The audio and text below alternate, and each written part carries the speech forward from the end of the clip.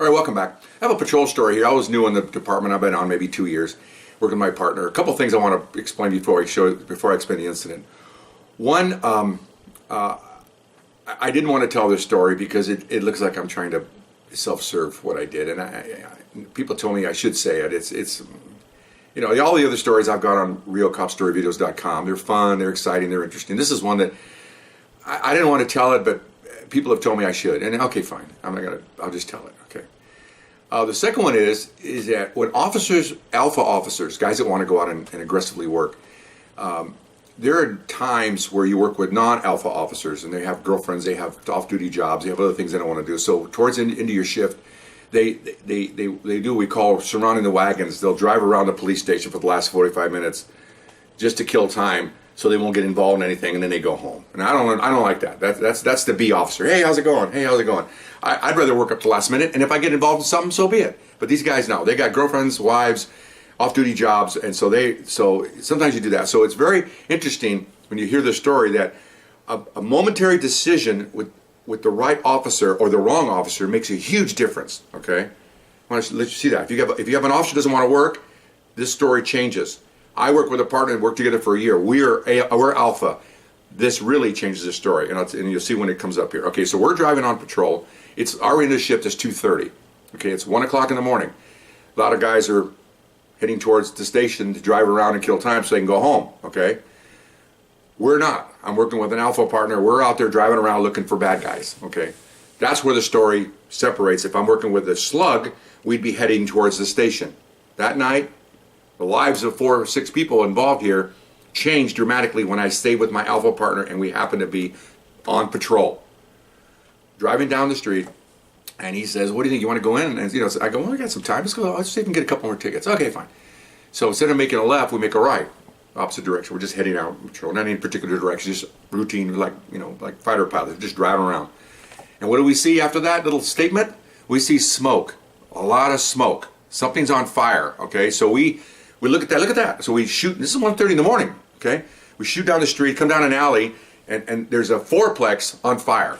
Okay, 2 apartments up and down, 2 apartments up and down on both sides, 2 3-story building, and the top back is on fire. Okay, so my partner's the driver, I'm the passenger. He says, "Call for an ambulance." No problem. He bails out. I call for an ambulance and back up. I hear as soon I'm out the door. I really want to go, but I gotta wait for confirmation. And she says, "Roger, I got you. Okay, fine." So I throw my microphone. I'm running. I already see my partner into the smoke. So I go up the stairs because the stairs are the most critical because they're stuck up there. Okay, fire's up there. I run up the stairs. I bang on the door. No answer. No answer. Doesn't matter. It's 1:30 in the morning. I kick the door in. Okay, I'm yelling and I'm speaking in Spanish. This is a heavy Latino area, and I'm yelling there, "Fire! Fire! Fire!" And I walk, looking around. It's empty. Okay, thank goodness. I run down the stairs. Bottom story. My partner apparently, I can hear booming. He's doing the same thing. Okay, so this takes time, and so the fire's getting more smoke, more smoke. I'm starting to feel it in my lungs. No big deal. I'm not being dramatic here. I don't want to downplay this, but I want to downplay this. So we go down to the bottom door. I bang on the door. No answer. No answer. I kick it in. About the same time, a 70-year-old lady is walking towards me. She's startled like this. I yell in Spanish. I'm a policeman. There's a fire, and she's, oh my gosh. She's crossing herself. I said, "Let's go. Can you walk?" She says, "Yes, I can walk." And as I'm talking to her, I hear the sirens coming. Okay, so I say, "Okay, go get outside. Get outside." So she wraps herself and says, "Who else is in here?" Says, "My husband." "Where is he?" "He's in bed. He can't walk." Oh gosh. Okay, well this is why I'm here. Okay, so I run through. Remember, I'm flat stomach, full head of hair. I'm 25 years old.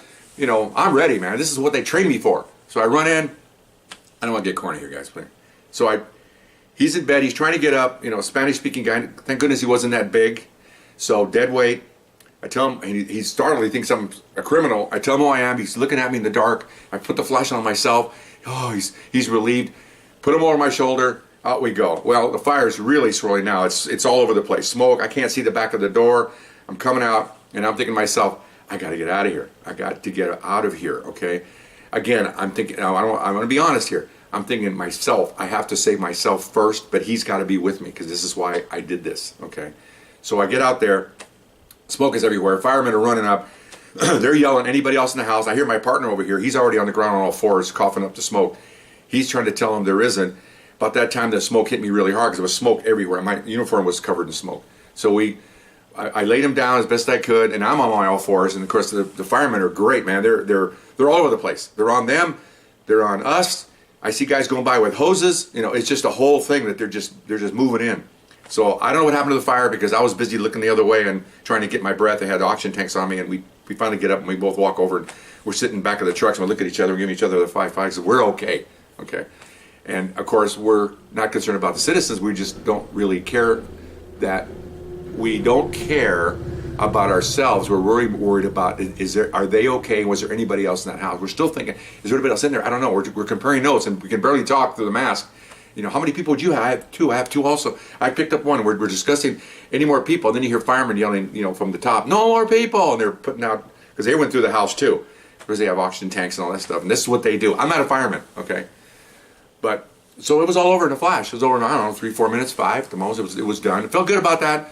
Called for a little while. The supervisor went crazy over this. He wanted us to get the Medal of Honor. No. They called the Medal of Valor. I said, no, you know, sorry. He said, no. So off he went. Well, that's after stuff.